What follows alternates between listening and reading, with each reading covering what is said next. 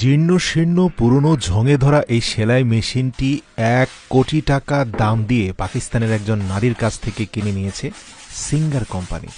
প্রিয় দর্শক, সিঙ্গার কোম্পানির এই সেলাই মেশিনটি ১৮৯৪ সালের মডেল।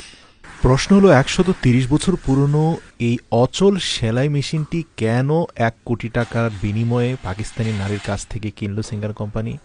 আপনি জেনে অবাক হবেন, তারা কিন্তু এই ১ কোটি টাকার বিনিময়ে অন্তত কয়েক হাজার কোটি টাকা বানিয়েছে।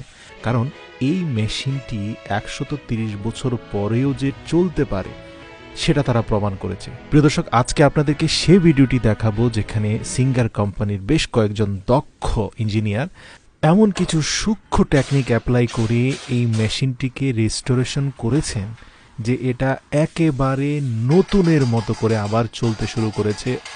ভিডিওর শেষে আপনার মনেই হবে না যে এই মেশিনটা ১৩০ বছর পুরনো। চলুন ভিডিওটি দেখা যাক।